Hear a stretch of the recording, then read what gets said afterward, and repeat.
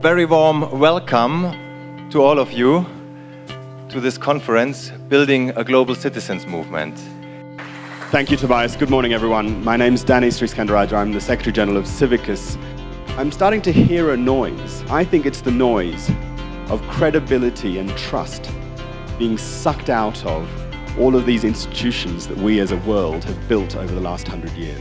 We are defining who we are as a movement, what we have in common together, and what the vision is for both the planet and for our individual communities.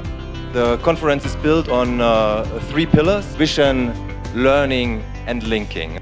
We need to identify what we need to learn from each other through this process and how we're going to work with each other to bring this to life. And finally, of course, clarify what our actual commitment to take action is going to be. We cannot continue singing "We shall overcome someday," and deep in my heart I know it. If we know it, it is today.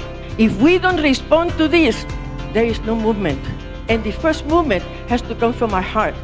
We're about changing the politics of engagement here and civic participation at the global level. Don't really know the answers yet, none of us. But I think that all together we can really build the channels and we can come together and really learn each other. And that's why the learning is really one of the key aspects of this conference.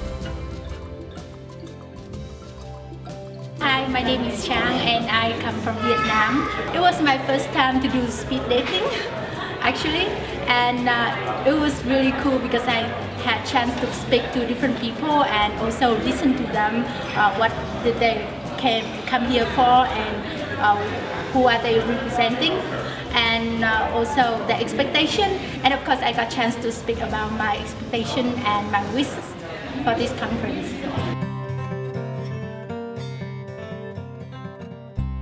Today, ladies and gentlemen, old certainties are shifting. The orthodox conception of the world we inherited from our collective histories is fast fading away. We are discovering that our planet and our ways of life are miles deep in an abysmal multidimensional crisis. Today, what animates our pixelated surfaces and inspires our hope for a different kind of world is the anonymous sea of protesters flooding Gezi Park in Istanbul, images of the Egyptian crisis, and the embodied Guy Fawkesian faces of November 5th occupying Wall Street. These people have no blueprints, no final agendas, no lists of demands, yet their listlessness speaks to us at very deep places. So brothers and sisters, we need a shift of a profoundly different sort for a new kind of world. And this crisis presents us with a beautiful opportunity to make that happen. How can we make that crucial planetary shift towards a world our hearts tell us is possible? What would such a world look like that embodied our highest potential? How can we frame civic action today so that we touch the heart of a new world? What do we need to do to live in a world that is beautiful for our children? I believe that that thing at our disposal is what the Palestinian people, my friends, call mujawara, what we call neighboring, or what Margaret Wheeler will call turning to each other. Our aim was to connect people who are experimenting boldly with what it means to be human, or what it means to be part of a human collective. We feel that it is a more commendable way to attract people into a new story, to inspire neighboring, the vital element necessary for the thriving of our species.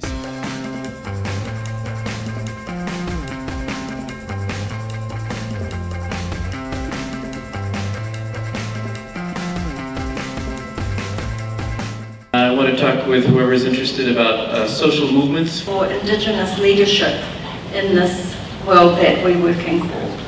I would like to discuss how we can challenge the current system and structures. Redress the institutional anachronisms that we find embracing us. My vision says enough for all. And our learning is how we reach that. What do we do to change the global narrative? So what little practical things can we do on the individual level first?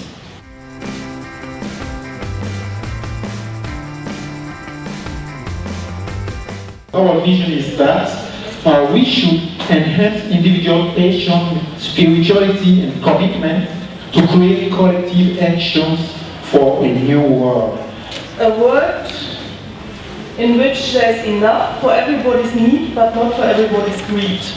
World without hunger and malnutrition. It is more important to sustain local cultures than the building of a global culture. We should focus by thinking and building an infrastructure to support activists. We talked about appreciating our differences and appreciating the divisions between us and actually discussing them as part of a movement, rather than trying to pretend we are all equal, we all come from exactly the same background. How to create more productive as well as mutually respectful relationships, interrelationship between social movements and officially registered NGOs. Global movement needs to be grounded in the people's mobilization that empowers them to change their adversity into their opportunities. Through transforming the systems, you actually make them suit the needs of the people, and not only people today but also in the future. What world does the planet want?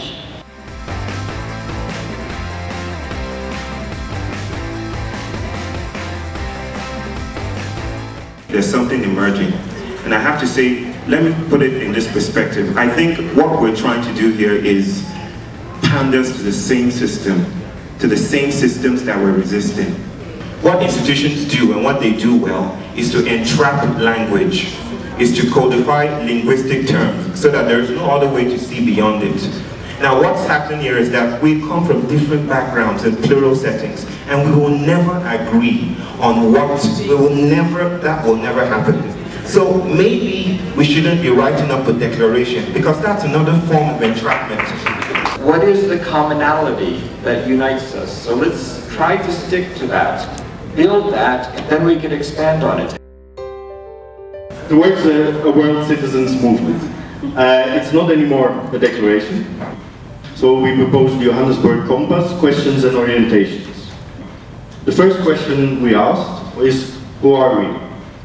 What is our shared vision for the planet and humanity? What is our commitment to act, together and individually? And in conclusion, we will take these questions and considerations as one part of our learning journey together in building a global citizens movement. Together we will continue the discussions how to implement these commitments, linking our actions together. The questions and considerations in this document are an open invitation to participate, to learn together, and are a living document, which will be revised through the online process, other processes after this conference and in the next years. The idea behind the compass is to provide a guiding light, if you will, or a guiding direction for how this movement can build upon itself over the next few years. We can collaborate, we can create, we are able to do better. It's our job to mobilise our own supporters and our own rich constituency of committed people. And we need fundamental, substantial, transformative change. There are movements, local movements, and then they will get stronger if they feel that they are part of the global